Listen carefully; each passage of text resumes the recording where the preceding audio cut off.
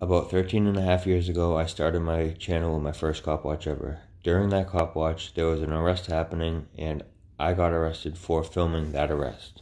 I did not know my rights or laws back then and was given very bad legal advice. It was good personal advice, but it was horrible legal advice. I was told if I didn't want any more problems in Salem and I wanted to live happily in Salem, to just leave it alone and keep it moving with my life and lay low. I was not told that many of my civil rights were violated and that I could move forward with civil litigation. I was also not told that it was within my rights and within the law to do what I did, and I could continue to do it if I would like to. Because of my video, my charges were dropped the day of the trial, and the other kid was found not guilty through a jury trial. The police officer was also suspended for 15 days without pay. Some of you know about this incident, and some of you are new to my channel, so I wanted to bring you up to date on why I do this. This is Salem, Massachusetts, who I'm still dealing with to this day. The same police department that has given me over 70 interactions over the last 2.5 years. About 10.5 years after this incident happened, they still never learned, and they continued to harass me and other members of the public simply for exercising their First Amendment right, such as freedom of speech.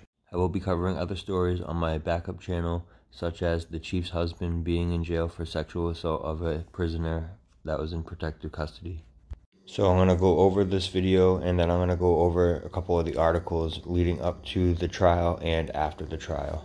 All links to the original videos, uncensored, will be in the description. Also check out all of my other social media platforms. I appreciate all of your support. Much love, respect, and appreciation.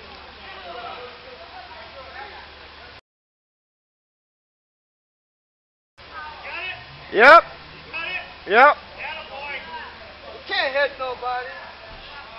Back off. Let him do it.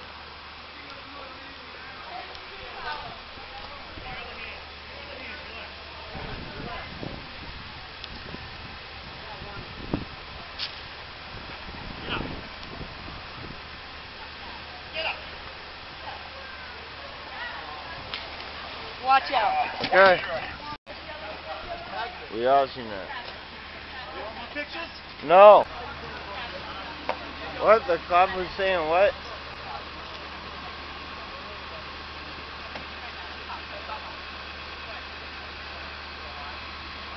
Here's that cop going to tell the other cop that that friend is across the street. I don't know. I wasn't here. Yeah, now he has head bandages on and shit.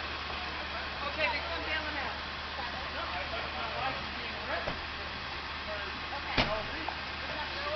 Get out of here, or you're next. Get the fuck out of here now. Come on. Come on. Hello. I got it. I got it. Hello, you guys. I got it. No, I can do this. I could not believe what I just recorded, as you could hear the excitement in my voice when I say, I got it, I got it. This was back in 2008 when camera phones weren't as popular and the cameras weren't that good, so I was carrying around a camera with me at the time, and I had thrown that camera to a friend of mine that was standing by right when I was getting cuffed. When I was bailed out early in the morning, when I opened up my phone, it was in the gallery, so they tried going into the gallery and deleting this video. This was their regular practice, and you can see why they do not want or did not want video. As the officer demanded the kid to get the F out of there, you can see him walking away, and he grabs the kid by the throat where you can hear the actual gurgle in his throat. I got it. I got it. Many lessons can be learned from this video right here. Although it was almost 14 years ago, you can see the couple times where I stopped recording, I was confronted by the police when they asked me if I was recording, and I got scared and stopped recording. Watch out. Okay. We all seen that. You want more pictures? No.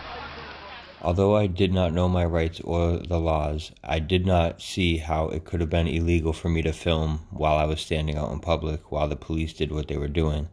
Imagine if I did not have this recorded and if the footage actually got deleted. The cops would have walked away as if everything was okay, and these kids would have been charged and the charges would have stuck. One of these kids would have lost everything at his college and lost a scholarship there.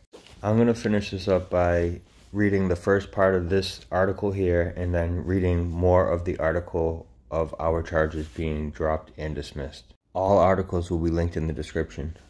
I thought it was important to go over this and just bring everyone up to date on why I really started doing what I'm doing and why this channel actually started 13 and a half, almost 14 years ago. It was because of cop watching and bad, corrupt, dirty pig tyrants. A veteran police officer has been suspended following an investigation into an arrest he made this fall during a downtown melee that was posted on YouTube under the heading Bad Salem Cop. Patrolman Lawrence Puleo received a 15-day suspension without pay for conduct unbecoming of an officer and discourtesy. He has been on desk duty since the October 17th incident and began serving the suspension yesterday. A Peabody District Court jury yesterday cleared a Swampscott man of disorderly conduct charges stemming from his arrest in downtown Salem last October after he was taken to the ground by a Salem police officer. It was just one of a series of setbacks yesterday for prosecutors and the police, who received significant scrutiny after a video of Patrolman Lawrence Puleo taking Travis Markarian to the ground in what he called a jawline takedown appeared on the internet. Puleo was suspended for 15 days without pay over the incident in which Markarian was charged with disorderly conduct and failure to disperse a riot. Before the jury heard the case, Judge Robert Brennan had already decided to clear both Markarian, 21 of Swampscott, and the second person, Thomas Madsen, 25, who had recorded the arrest video, of charges for failing to disperse during a riot.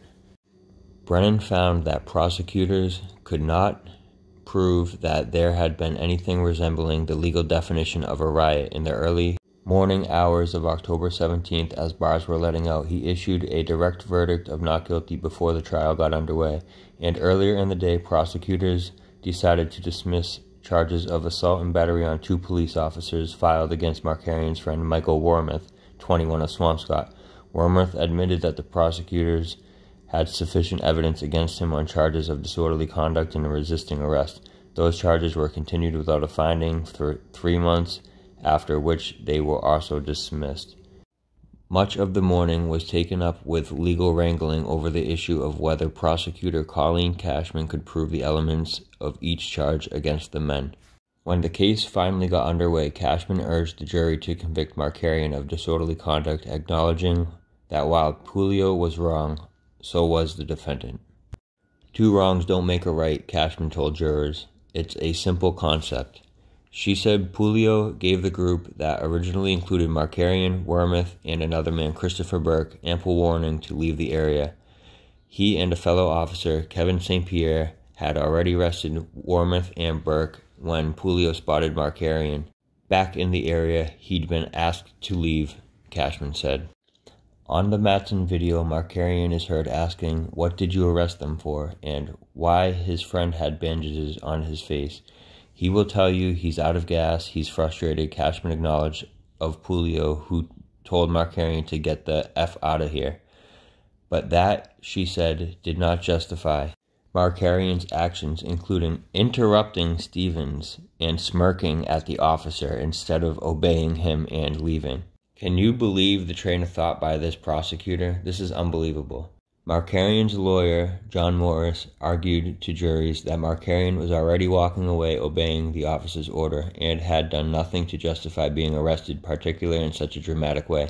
He called the case against his client an attempt by police to distract from the officer's own actions, comparing it to a situation in which an architect steers someone away from flaws in a project.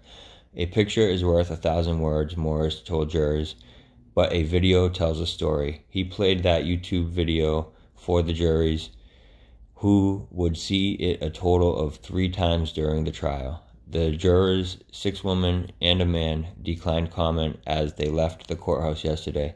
Markarian also declined comment. Morris said his client simply wanted to get on with his life. Just imagine this whole situation, guys, without my footage. I didn't know my rights, I didn't know my laws, I just knew it was right for me to record this situation and to post it onto YouTube as soon as possible. I appreciate all of you guys' support, and it's been a long journey over the past 13 and a half, almost 14 years. I am very thankful that I came across other cop watchers and what is known as First Amendment auditors randomly 3 to 4 years ago and got really interested into this.